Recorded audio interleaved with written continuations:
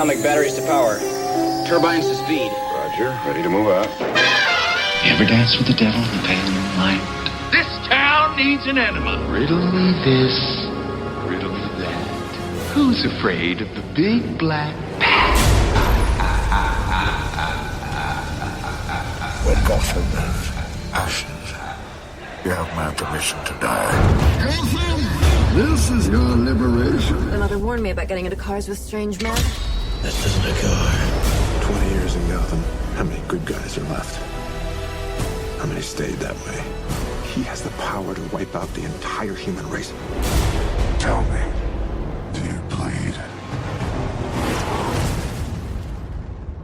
You will. I want you to tell all your friends about me. What are you? He's a silent guardian, a watchful protector. In the dark night, I'm Batman. Let the games begin.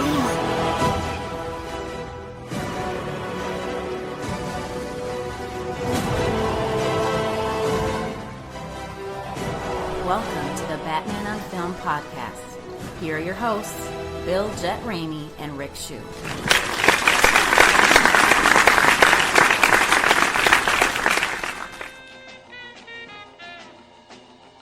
Hey now, thanks for listening to Volume 2, Episode 63. Yes, we did 62 yesterday. This is a two-fer weekend, as promised, of the Batman on Film podcast. BOF is a sponsor and a proud member of the Batman Podcast Network. Check out all the shows at batmanpodcastnetwork.com.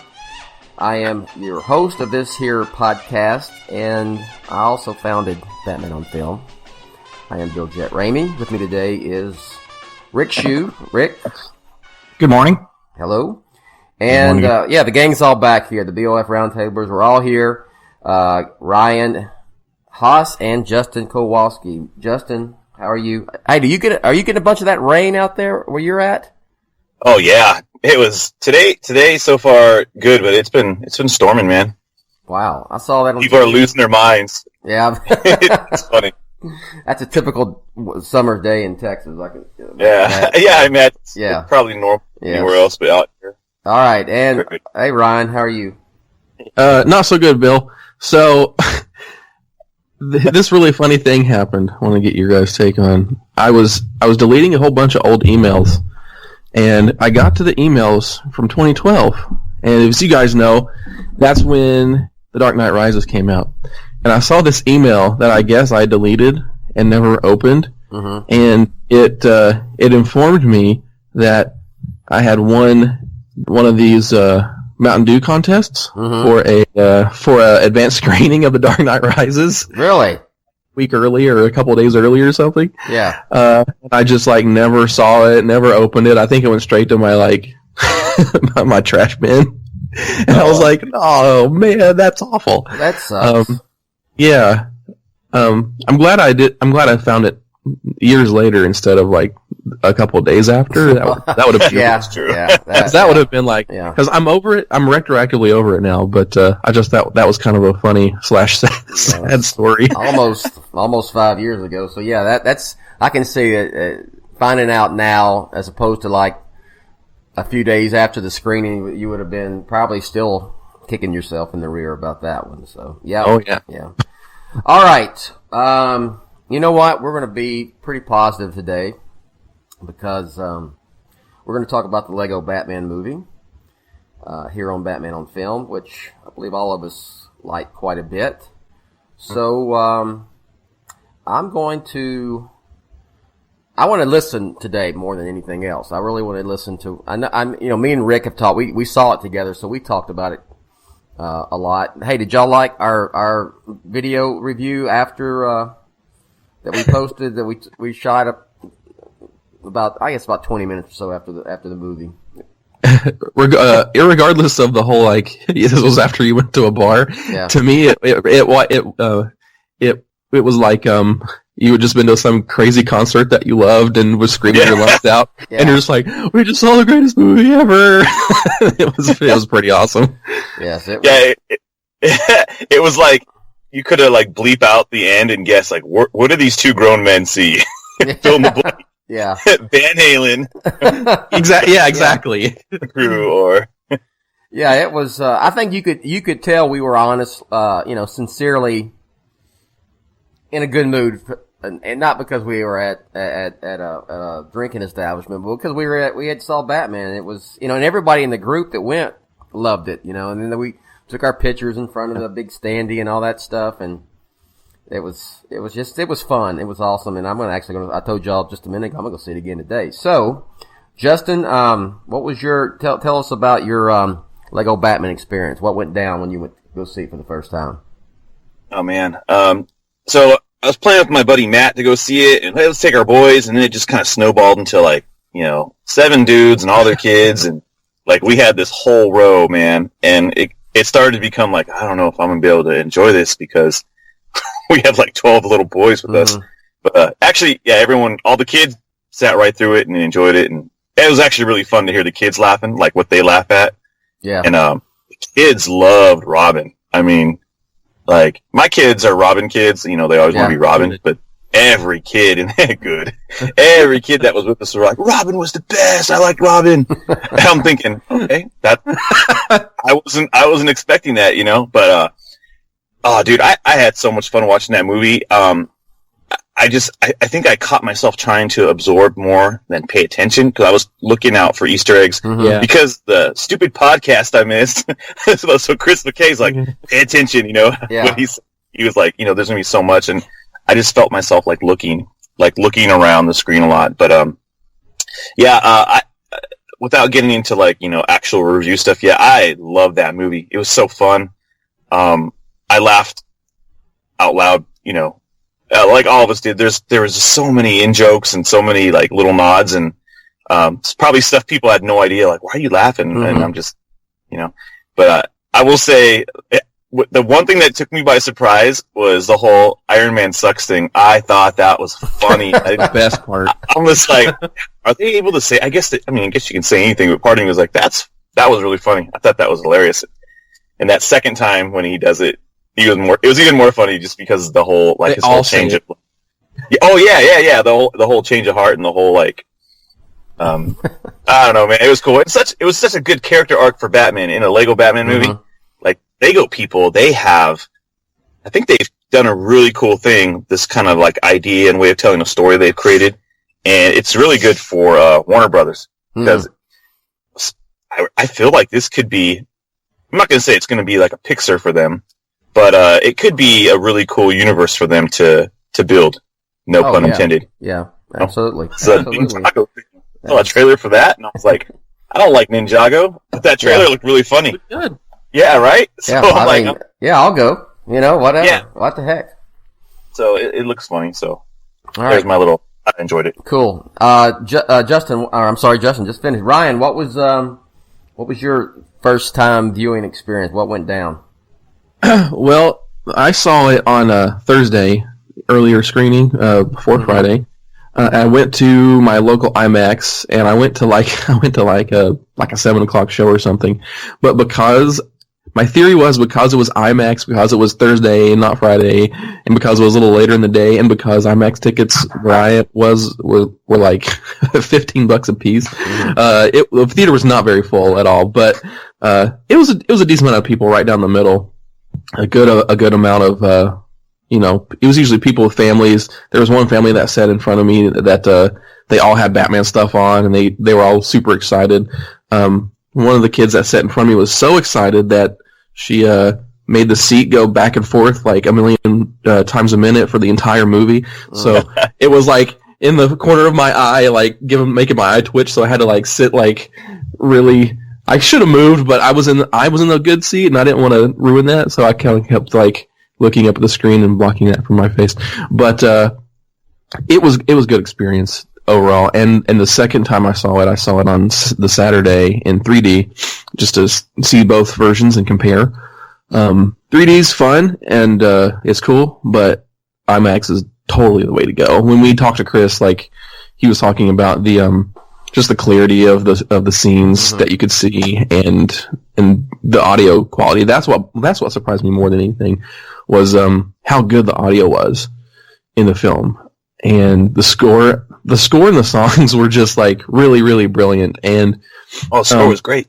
Yeah, that Lauren, I think, what's his name? Lauren Balfe, the composer. Like, there's a lot of great stuff in that. Like, there's like really good themes, and they're very loud and bombastic, but they still have a lot of heart to them and everything. And I think it's just the perfect complement to the actual Lego Batman story.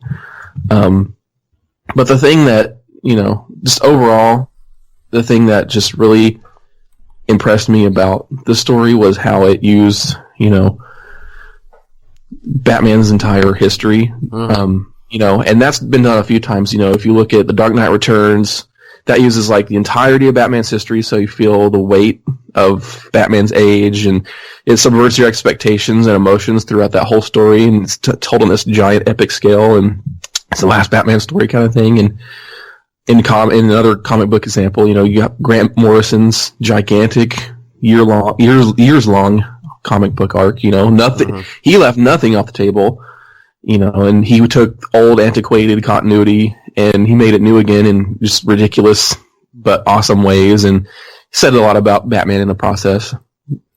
And Lego Batman movie does that same thing. They use the entirety of Batman's history, but they use it for, humor and heart, which, every Batman movie has not exactly hit on and doesn't need to, but this one, it was a perfect vehicle for using it in that way. And the way it brought some of the characters and some of the key relationships that Batman has, like Batman and the Joker and Batman and Robin, and it brings them to their core. That just really, really impressed me. So I really loved the movie. Very good. All right, Rick, you want to, we have, you want to just tell our story? I mean, a little recap. Yeah, so just to let everybody know too, I might not be on this entire show. I've got some family stuff this morning, but I did not want to miss this because, there's been a lot of, we've talked a lot of lately about things that are not going so well in the DCU, and the podcast yesterday, for instance, and the Matt Reeves exit and Ben Affleck. But what is so great about this is that we have something so positive to talk about. This is the most positive cinematic Batman discussion since 2012. And I saw the film down in the Houston area with our Batman on Film watch party with Bill and his beautiful family and a bunch of our friends down there. And Bill, you had a guy that you coached 20 ago. Yes. Well, yeah, let's give him a shout out. Forgive me, what is it, Blake? That's Blake Hopper, yes. Yeah. I coached him, 20 years ago down at Port Nature's Groves High School, and reconnected with him, several years ago on Facebook, and he's a big fan. He's a big fan of the podcast, and he's a fan of Batman, and he came with it. Him and his girlfriend came to watch the movie with us, so that was cool. Well, and and that kind of stuff just puts a permanent smile on my face anyway. In terms of former students reconnecting with teachers that had an impact on their lives. So that was cool. And then we roll into the film, and then that smile just becomes so much more pronounced because I smiled the entire time. It's just you wrote in your review that this is a love letter to Batman, and I think that's perfectly stated. It absolutely is. And the more that you know about Batman, whether it's from the comics or cartoons or film or what have you, the more you'll enjoy the film, but you don't necessarily have to know any of that stuff.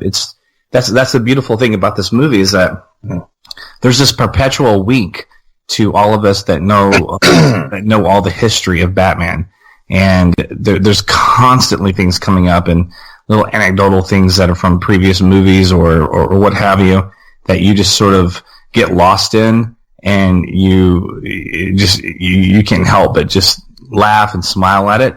But you don't have to know that. That's the great thing about this is that if you're just young at heart, you don't even have to be young to just get lost in this absolutely 100% joyful little ride that this thing takes you on for an hour and a half. It's glorious. And, some critics are saying that it's a film that captures Batman in a way that he's never been on film. I don't know if I'd go that far personally because I think Batman Begins is the perfect Batman movie. But I will say this, I do understand where they're coming from. And You know, if you watch our little drunken tirade video that you guys referenced earlier, you know, we're still, you know, but I stand there and I see something like, you know, let's put a smile on that face. Obviously, a little nod to the Heath Ledger line from The Dark Knight. But seriously, though, that's She was a drinker and a fiend. Yeah. Sorry, his dad. Yeah, these scars. But it's just so lovely. It's just a lovely, beautiful, fun. I mean, look, as a movie, I could dissect it and I could say, hey, sometimes it's a little two-dimensional. I would have liked a little bit more of, you know, showing Bruce Wayne his vulnerability. Yeah, there's actually about 20 minutes of kind of slow parts. I got a little bored. I can get into all that. It's not a perfect film. I mean, as a film, I give it like an A-. But as a Batman experience, it's through the roof. It's absolutely wonderful. Wonderful. It's wonderful. All right, very good. So, where do y'all want to go? How you want to do this? Because we're just winging it here. Do you want to discuss Batman himself first, or last, or come on, give me some suggestions here. Yeah, we can talk about Batman. Okay, go ahead. One of the things that I love that I thought was hilarious was he just never takes his mask off, and I love that. You know, when he does have to take it off for the charity ball, it's like frustrating to him, and I like that. You know, it's obviously an animated thing, and it's funny, but it's kind of if you keep looking at it, if you want to overanalyze it, like that's Batman. You know, again, Bruce is the mask, and you know, Batman's the real character, and I love that. It made me laugh. Like I told my son, I go, I'm gonna be Batman with his bathrobe for Halloween this year. Well, and you know, Justin, the thing is, it is funny. He doesn't want to take it off. He doesn't want to not be Batman. But I also look at that as you can dig deep into that psychologically too, right? He exactly. He doesn't want to face being Bruce. Yes. Yeah, he doesn't want to face being Bruce, and that's a very poignant angle to an animated film. Touched on it in a way that I didn't think that they would, and I think maybe that's part of my minor complaint about the movie when I say I wish it had a little bit more of that, only because it was so well executed in a freaking Lego movie that you kind of want more of it. But at the end of the day, we didn't really deserve that anyway. Not in that format. But my God, it was great. I mean, that whole thing with the picture, and then dude, that was the heartstrings right there. Think about this too. Think about how good it gets paid off at the end. He's got his mask on the whole time. He's Batman. He's not really letting anybody else in. But at the very end, when he kind of sacrifices himself and tries to go into the Phantom Zone, he takes the mask off. He's ready to move on, and he gives Robin a hug and everything. He's fully embraced both sides and knows how important family is and stuff. And that was really, really well done, really emotional. Yeah. Yep, that was good. Man, I'm telling you, that at the end of that movie, I was like, oh man, tearing up a little bit. Yeah, my kid wasn't even sitting next to me, he was sitting next to his buddy. He's like, oh, where's my kid? I got that. I had that dad heart, man. It poured it on hard right there. Yeah, I loved when at the very beginning, and he's super upset, and he's back in the Batcave, and the Joker's been caught, and he doesn't know what to do, and he's got all the lobster thermidors stacked up on the Bat computer, and he's like, I don't have time for lobster thermidor, and he knocks them off the Bat computer. That's just one of the most moments that's stuck with me that I thought that was absolutely hilarious. Yeah, I just love the fact that he's wants to be Batman is fun for him. It's just fun. He wants to never not be Batman. Bruce Wayne is like a bummer, and doesn't he want to be Bruce Wayne when he has to be? And I thought it was hilarious when he took off the cowl and the Bruce Wayne hair comes from the back and then sits on top of his head. And I just like the whole fact that we talk about laughing, how hard we laugh. We laughed hard, but you were never laughing at Batman. There was never a point it was making fun of Batman. So I just thought, it was just, the whole thing was fantastic. And I like the whole, the arc and I mean, there's everything. To me, it's just, how they put so much of that Batman and history in it, and you've got to watch it several times to get, and I probably haven't gotten everything yet. That's probably things that you guys have seen. that I haven't seen yet. We've seen it 3 times. So I'm looking forward to seeing it again and see what else I can pick up. Yeah, the thing I can't wait to get the Blu-ray and pause is the moment when Alfred goes through all of the history points for all the other films, and they show like the Lego version of like The Dark Knight and like Batman '89. I just want to pause those things to see kind of exactly how they handle those. I just thought that was really excellent. I wish that when they did the '60s Batman, I thought that was funny. I wish that was a Lego version.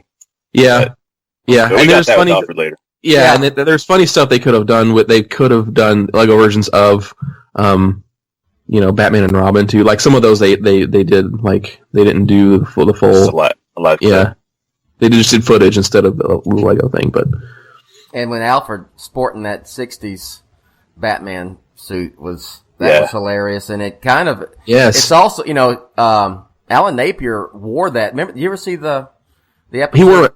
Yeah, where he wore the suit in one episode, and he talked through that box or that some kind of voice modulator that made it sound like Batman. West.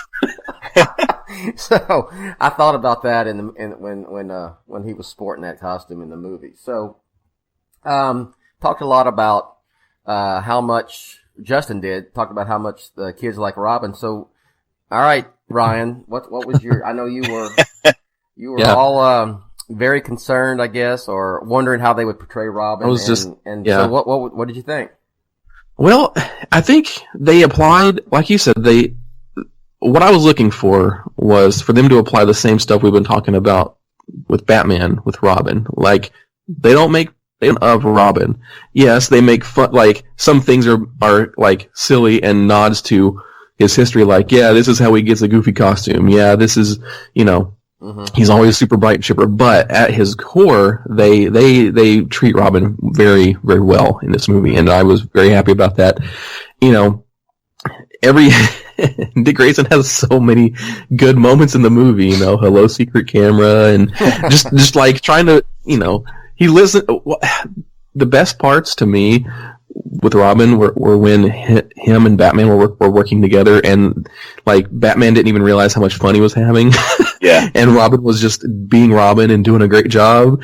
Like when they're trying to get into the Fortress of Solitude, and Batman's just telling him like, flip here, do this, and then Robin like gets up to the top and does this little belly flop. I just laughed out loud in the theater when he did that, and then and then when he gets in the center inside of the Fortress of Solitude, and Batman tells him to do everything he just did backwards, and they don't show you that. I just thought that comedic timing was just perfect, and I actually really liked it. What grew on me was the visuals, like the design of the character, because the way they explain the costume with, like, it's a discarded Batman costume called Reggae Mon, but they kept the glasses. It's almost like a reference to like Carrie Kelly almost, the way that he's got like the green like visor kind of thing, but it's like Coke bottle like glasses too, just to make like Robin look super nerdy. And then that one scene where Batman's trying to teach Robin like how to stay in the shadows and be stealthy, and he's like, no, you're a gunner, and his cape is so bright with the glitter, it's just it's like showing up everywhere. It's like it's hilarious, it's funny, and it fits within that Lego universe, but it also says a lot about the characters and how one is like keeps Batman, and Robin has always been the person in Batman's life, maybe even above Alfred, that reminds him that he needs to not sink into the darkness, and Robin can do that, and maybe in some ways better than Alfred, because Robin's there, out in the field with Batman every day, and I just, they did a great job with keep introducing Robin, but then introducing all these other family members type of thing, like, keeping Alfred in there, and then Barbara Gordon later, and just creating that whole family atmosphere for Batman, and I thought they did a really great job with Robin, particularly. All right. Good to hear. I was really interested to see what you thought about Robin. But I figured you liked it because you liked the movie. So, yes. All right, let's move on. I was gonna say I was not sure how they were gonna go about like how he acquired Robin. I was like, they're not gonna show Lego bodies hit the ground, you know? Yeah. Like it's Yeah. So I like the liberties that Lego can, you know, they're obviously not doing a straight up, you know, adaptation of, you know, the, you know, death of Robin's parents and things like that. Yeah. So I was thinking like, oh, are they going to just hit the ground and break, or like how is he going to acquire this guy, you know? And so it was kind of cute that he was there when, you know, Batman, he drives by and drops off all the Batman merchandise to all the That was awesome. stuff. Yeah.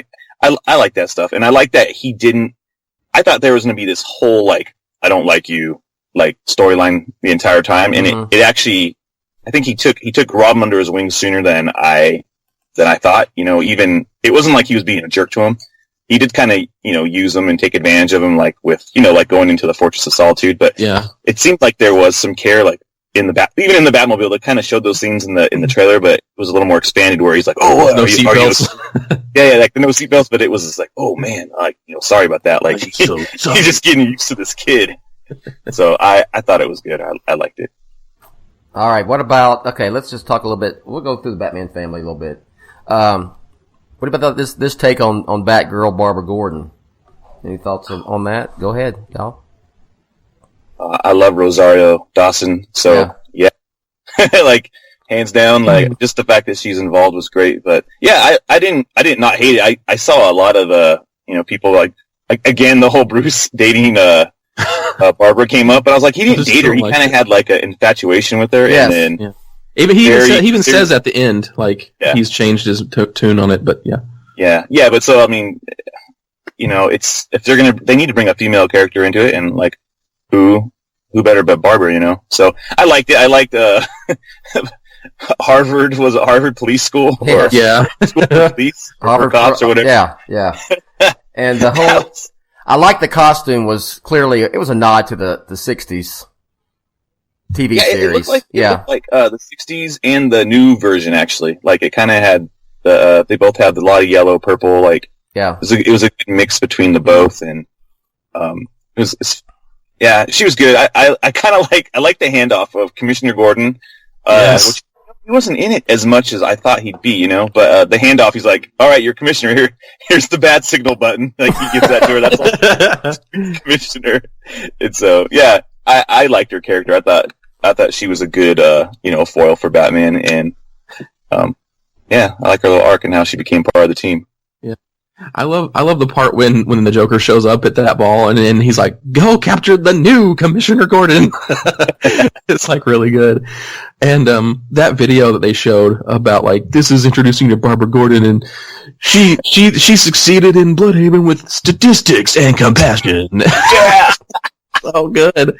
Yeah. But what really surprised me is the approach they took to her, you know, backstory, and that kind of has been done in Batman Beyond, but not in the present type of era like they've done here, where she's a cop and she's got this experience, and then she has views on how the cops and Batman should work together. And I was like, man, this is actually really good. And I kind of wonder, why haven't they should do this in the comics. This works so much better than he's just, you know, Gordon's daughter and likes Batman, and, you know, I mean, like, keep making her, doing what they did, making her a police officer first and foremost, I thought kind of gave her this individuality and her own mission kind of thing before letting the whole Batman thing influence her. So it, like, keeps her separate in her own kind of character, almost like how they've handled Batwoman in the comics. And for a Lego movie to make me feel like that kind of thing was done really well, I think says a lot about how well they did that in the movie. Yeah. All right. Now, I guess we got to talk about Alfred. He had some really good lines, you know, I thought, that were very funny. So, Ryan, what's your thought on Alfred? Anything? I mean, it was Alfred, you know, it was Alfred. It was absolutely Alfred, you know. And, you know, Ray Fiennes is a great actor, and it's a huge win for them to get him to do the voice. You know, he's somebody I would have liked to see, like, play Alfred in, you know, live action. Absolutely, he could play Alfred in live action. He would be excellent Alfred in live action. And, yeah, he just did a great job being the whole, like, surrogate father. And I love that scene early on when he tries to tell Batman what his biggest fear is, and Batman says, "No, it's snake clowns." and just the way that they handle his character almost is like a surrogate father, and Batman's just like a grumpy child who just kind of does his own thing and won't listen, and and then when Alfred takes, I love this scene when Batman gets back from that gala or wherever, and he decides to lock the Joker in the Phantom Zone, and Alfred turns around in the computer seat, and he's there, and it's like, dun, dun, dun, and he puts on, like, Batman parental lock on the computer, and Batman freaks out. That kind of thing was awesome. And, like Bill mentioned. He's parenting Batman the entire movie. Yes. Yeah. And Batman doesn't realize it, and that does kind of hurt Alfred's feelings early on, but it all gets worked out at the end, of course. But, and then even the visuals, like, I like how his bald head is like just another Lego piece on top of his head. and the two outfits he wears, the 60s outfit, and then he's got the, like the almost like Kato-esque outfit, which didn't he wear something similar to that in the 60s show too? Whenever he would drive the Batmobile in the 60s. Yeah, he'd wear like a domino mask. Yeah, he'd wear a mask and everything with it. So it was just kind of a, and I like that he had a Bat logo on it too. I thought that was great. When that nod to that episode actually, in when Alfred is Batman. Can you guys remember the premise of that episode? When Alfred, he's supposed to be like a decoy. A decoy, yes. Yeah, and Batman and Bruce Wayne have to be at the same place at the same time. Yeah, they had to be at the same time, and it's so bad, right? Because it's awesome, so obvious that it's not Adam West. And I mentioned when I'm trying to get off on the 60s series, but when he's talking into that modulator or whatever, Bat voice changer or whatever they called it in the episode, it's Adam West's voice but him going in and out of a British accent.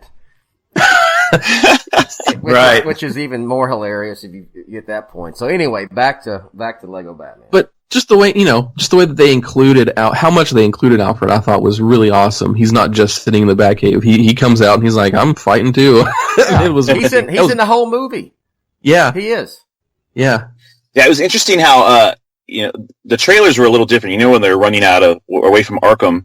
And it has the whole team running, and Alfred's just in his regular suit. Like in the movie, that's when he was in his Batman suit. So it was. And that's when Robin. Anything. Yeah, and it's when Robin takes off his pants and makes the Robin suit.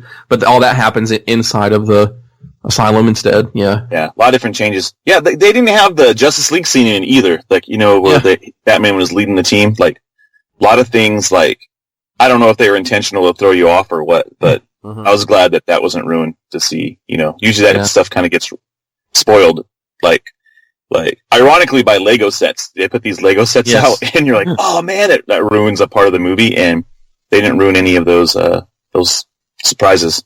Because the 60s suit was really funny. Like, I like that. Yeah. He's like, that was great. He said he missed the 60s, so. Yeah. That was cool. I like that. And I like how, talking about all the costumes, I like how, one of Batman's, that's how Alfred gets Batman's, gets him to go to the party. He's like, we get to do your favorite thing, and he's like, tuxedo dress party. That was so good. That was good. All right. So, go ahead. Oh, no, I was gonna say, wasn't his suit reminded, it looked like an Elvis Christmas ornament I had. Oh, really? Jacket. I know. I thought Bill liked it. Yes, the silver one. I mean, the gold one. Yeah, it's like a gold jacket. Yes, with the stripes. It absolutely. There's it was that Elvis's gold lame suit that he wore like in the late 50s for like one concert, but it's on an album. 50 million Elvis fans can't be wrong. I even wrote when they released the picture of him in that suit. I put on for the headline 50 million Batman fans can't be wrong, just a nod to that. And I had the album, showed the album. So yeah, it was, I thought that was pretty cool. All right, we talked about the Batman family and Batman. Let's talk about, this could last forever. So we'll kind of narrow it down into two parts. So let's talk about the Joker, because he was the main villain. Ryan, say the dude's name. I always mess up his last name. Galifianakis? Galifianakis, yes. kind of an odd choice, I thought, to voice the Joker when they announced it, but I thought it worked really well in context of the film. And you know what? And I wouldn't want, frankly, Mark Hamill or someone doing a Mark Hamill-esque type of Joker in this film. I thought it worked exactly. I mean, worked very well in this film. So, yeah, Rick, go ahead. I was going to you. Yeah, it did work. And what the thing that I loved about it the most was that there's this Batman and the Joker much like Heath Ledger says, and he's obviously taking a line from Jerry Maguire, but in The Dark Knight he says, "You complete me," right? And I think about that. To me, that's a very important line, and it sort of encapsulates their dichotomy. And when you have the Joker in a Lego Batman film who needs Batman to acknowledge that he is his number one nemesis, that he is the thorn in his side, he needs to hear Batman say that. Because without him, he doesn't have a purpose, right? Mm-hmm. And the way that they played on that was so brilliant. And then when he breaks down and starts crying, and that look on his Lego Batman face when Batman that Lego look of disappointment was his little lips are twitching. Yeah, it's oh my gosh, what was the line? I like to fight around. Oh yeah, sheer genius. Yeah, really was. I liked I would have liked to have seen more of some of the other villains, particularly Billy Dee Williams' Two-Face. Yeah. Yes. Yeah, that was very underused. And I love how, and I know this is specifically about the Joker, but just to expand on this a little bit, I love how the characters are like this weird hybrid of, and like when we talked to Chris, he mentioned this, but like look at Bane. He has, Bane was awesome. But he has, Bane was the best. The Tom Hardy jacket, and the voice was Tom Hardy voice. That was exactly was brilliant. I love how they played on that. But the Joker was great, and I love the vulnerability of the character, and I love how he is seeking Batman's perpetual approval. Just good stuff, man. Yeah. I like when towards the end he's all, "You can't fight this anymore. You're not gonna be able to fight this anymore." Yeah. Oh man, it was funny. It was. His Zach Galifianakis, like when I heard his voice in those trailers, it didn't do anything for me. I was like, but yeah, like you said, it worked. It was such a subdued take on Joker. I mean, he's still crazy and all that stuff, but it wasn't over the top. And that opening sequence with the plane, which that was awesome, that Lego plane. But I like how everyone just kind of discounted him at first. Oh, like when you did this and when you tried to take over the city with balloons, and they just kind of referenced all his like movie appearances and better than the two boats. Oh man, yeah, it was really good, and I thought he did a good job. So. Yeah, all right. So let's talk about. Go ahead, Ryan. Go. Yeah, I loved how underplayed his performance was. Like Justin said, you watch the trailers and you don't really, and it's funny because you watch the trailers and you think about the Joker the same thing that the Lego people do. It's like, whatever, it's the Joker.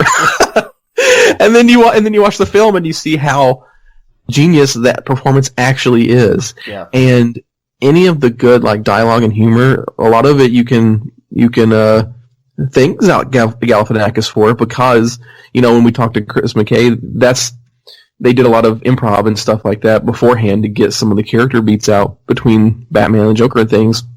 And so I don't think you can discount that if you liked his performance too. But I loved how subdued it was, and I love how, it actually provided a very good contrast to this very like, I'm Batman kind of Lego Batman persona too. Yeah. So yeah, he did a great job. And I also like, and I keep talking about this, I really, really like how they didn't just use the same Lego designs that have been around for, 10 years or whatever for all these characters. Yeah, the Lego designs are great. They were so good, Robin was great. Joker, I was really impressed with. I love, like, the little beady eyes and the almost crayon-esque lips with the shark teeth. I love that look. It was so good. And they made him look like a premium Lego. Like, Batman has a cape, but Joker has this, like, the tails on his coat. Yeah. I thought that was great, because then he can do all these cool little animation things at the beginning. He's so happy doing this plan. He, like, does this little twirl, and his coat, like, turns around and stuff. And it just gives these extra motion to, like, little Lego characters, and I thought was really great. And then when Joker goes into the Phantom Zone later, and his face comes out, and his mouth turns into a circle portal thing, like design stuff like that, I really appreciated. And I thought worked really well. Yeah, sometimes with Lego, I think you can think it's too simple, but it's really they really do. They have the nuances they take. Yeah, I like that it was kind of an amalgamation of all the different Jokers, because it looked like kind of the Heath Ledger drawn on face, and you kind of got the Leto tattoos on the arm. Yeah. I love the design of he had this little skull pattern on his tie and his vest. Yeah. And I thought that was cool. Again, little pieces like that really, really like, they didn't just go, okay, here's Joker, here's this, here's that. For me, I'm like, man, I hope they carry these designs forward when they do other sets, because they, like, you know, as a dad who has a kid who has Legos, man, we have a bunch of those Jokers, and now I'm like, this guy's, he's like my kid's main Joker now. So it's kind of, those designs are cool. And going back to Rick mentioned, I was super disappointed there was not a lot more like involvement from the other villains. Like, they didn't have to be main players, but having Billy D apart was kind of like, oh, I wonder what he was going to say. Man, he said like 3 things. Two lines, yeah. Yeah, and it was like over-talked by other guys, you know? And part of me was like, it wasn't as special as I thought it would be having Billy D back. So it's still good, but I was like, oh man, it would have been. He didn't have his moment. He needed some type of like win. You know, it would have been great if he had some type of a line, even referencing like, oh, so you know, so that's what it feels like to be Two-Face, or I don't know, something. A lot funnier than that line? But yeah, did you guys notice like when they did the Lego version of Batman Forever, was it like the Billy D Two-Face from the Lego movie, Batman movie, or was it like a Tommy Lee Jones Lego? I didn't notice. The actual Two-Face, the way he looked in the film? No, when they talk about all the different versions of Batman in 1995 and 1992, like when they show the Batman Forever remake of that, did they use the Tommy Lee Jones Two-Face? I don't know. I'm going to watch for that today then. I'm going to look. I keep looking for it, but it's so fast I can't tell. But I didn't know if it was the Tommy Lee Jones version or the Billy D version. I love the Dark Knight part. Yeah. Because they kind of recreated that scene where Batman's standing over the wreckage after Rachel gets, blown up. That looked really cool, and it did. They need to make posters of those things and put them out. Yes. You know? Yes, like they should do like those, just on Instagram or something. Like a Lego version of each of the Batman posters for the movies. They had the Begins. They had one for Begins. They had Begins. All right, villains. We talked about the Joker villains. I guess I need to start this way and say, who was not in it that you were disappointed? Was there anyone? Did they miss anyone? I mean, my God, they had to miss somebody. But is there any? You know, Hugo Strange, but yeah. But I mean, is there? Golly, okay, let's go the other round. I mean, who popped out to you? I mean, Connie McKing was hilarious. Of course, Crazy Quilt had a little part in it, but I just, for me, the Bane thing with the Tom Hardy voice was, I laughed out loud on that. Brilliant. So, I like Scarecrow, pizza delivery Scarecrow. Yeah. That was so good. I loved, Killer Croc. He gets to put the bomb there, and he's like, I actually did something as a reference to Suicide Squad. I thought that was so good. I wonder how soon they added that joke. How far along in production they could have added it. They could have added it just a couple months ago. Even they could have waited until after Suicide Squad was out. They could have put it in later, for sure. Because I was thinking about that. There was some the Suicide Squad comments or little winks that was just out not long ago, and this movie took a while to make. So, I just like to see all that, and I thought it was just a great part of Batman history. So let's bring it this way: is there a sequel to this? Is it possible to do a sequel? Oh man, yeah. So here's an idea I had, and I was talking to my buddy about it on we did a review of it, but I think if they do a sequel, what I would love to see is Robin become Nightwing, and as he becomes Nightwing, like they get a whole different actor to do his voice. That would be so funny. A whole transition of like, okay, he's Nightwing, and it's just a different guy. Like, I think that would be funny, and it would show us the transition of Robin. because they do. It's like a commentary with these movies. So we get the silly, like, oh, Robin's silly, but as soon as he becomes Nightwing, he's really cool. Well, they did that a little bit in this movie where he decides to go away, but then and Michael Cera like does change his voice. He's like, Batman would chuck down, and he changes his voice, and it was very funny. It was very good. Yeah. And they kind of used I thought it was like the Bottle City of Kandor looking Nightwing suit. That's it. It looked like a reference to that. But yeah, I think that would be cool. Part of me says, you know what, keep this, and then maybe I would love to see Lego Justice League, because just talking about that stuff, that was funny, because those characters, like Superman has a cool take that they do with him. He's just like super bro. Like he's very like Batman's kind of angsty. He's like a kind of like a amped up version of maybe amped down, I don't know, Frank Miller's All-Star Batman, if you think about it. You know how he's kind of into himself. I'm Batman. Yeah. I would like to see a little more. They're not going to do like a standalone Superman Lego movie, but I would love to see the Justice League, because that was a whole funny scene, that whole thing, like the Martian Dance Hunter, like all that stuff would be really funny to see how those characters interact just with a Lego take. So where does it stand right now at the box office? It's supposed to be win again this weekend. It's supposed to be number 1 over everything this weekend. Yeah. So there's the answer to that question right there. They'll do a sequel. Yeah. And I think the question is not really will they do a sequel, but how would you do it? I mean, how you top that? That's the thing. Yeah. I mean, you put everything in it. Kind of like Chris Nolan went about making his Batman films. Put everything in it. We're not going to worry about a sequel. We're not going to save anything for a sequel, and the sequel will take care of itself. So, will that approach work for this Batman? Because they put literally everything in it. Yeah. No, you're right. That's why I think it needs to. I mean, maybe you just move into a whole different area. Like you can use Batman again, but maybe you go Justice League, or maybe you do a Superman one. I would love to see Channing Tatum, I messed his name up, Channing Tatum, like take on a Superman in a whole animated series. And him and Green Lantern are funny together. They they kind of tacked onto that joke from the Lego movie. They still kind of, Green Lantern's that annoying guy. I mean, and you almost told like the ultimate Batman Joker story too, the way they did in this film. In terms of this Batman and that Joker and the whole dynamic. It's just, to me, I want to see. I told Chris McKay on the podcast, I said I don't care about anything. I just go back there, get that sequel going. But there's part of me saying, man, don't ruin this with a sequel doesn't stand up to the original. But you know what? Those guys are creative. Maybe they already have good ideas for it. I mean, and maybe we could use more of the villains in the next time too. Totally. A little more. Like maybe Two-Face can come back. Do a Scott Snyder team up where Batman and Two-Face do stuff. That's the thing too, Bill. They took Batman's demeanor and arc from the Lego movie and kind of paid it off in this one.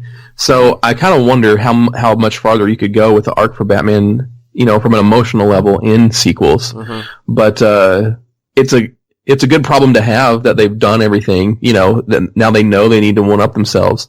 And the way that these Lego movies come out, I think that there's going to be time for them, to not have to worry about Batman right away, because they're going to have Ninjago. You're going to have the sequel to the Lego movie, which I bet you Batman will be in. So, whatever they do with him in that movie, I think can maybe give us some hints about what they could do with the Batman movie sequel. What if Batman has to, what if he's so used to working with a team now, and then this whole, next movie is everyone leaving him? Being lonely. And then at the end, he goes to the Batmobile, and there's little Jason Todd taking the wheels off the Batmobile. Or he does you could do the whole Ra's al Ghul thing, and Lego Batman in the desert. That would be kind of awesome. It would be funny if he was just in his, Batman pants and shirtless with 70s hairy chest. That would be so funny. All right, let's grade this thing, Rick. I stand by what I said. I give it an A-. And look, that's dissecting flaws as it is a movie, but come on. I don't even really want to grade it. It's just a perfect fun love letter to Batman. Well, what's not to love about that movie? All right, cool. Yeah. All right, Justin. Yeah, it's an A. It's an A for me. I liked it. I have a few like flaws with the whole villains not being a part of it as much as I'd wish, but that's just that's a trade-off. Like, we didn't even talk about like the other villains from the Phantom Zone. Like, I thought that was great. Phantom Zone. That's so good.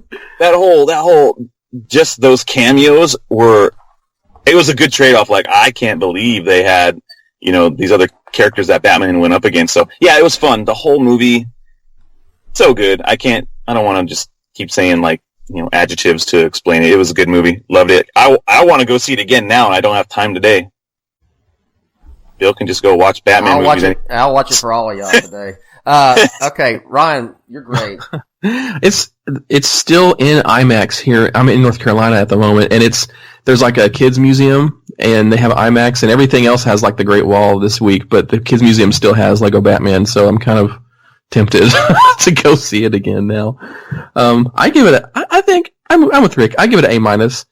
It's compared to all this other Lego stuff, what they've been able to do with this is really give Batman some substance in this movie, rather than just like they didn't play it safe, and they didn't just it's Batman, we can just do it and people like it. They spent a lot of time and effort into making something that embraces all of Batman's history, but it's still true to the Lego stuff. I mean, it's marvelous, really, and but they can do more with it, and I want to see that.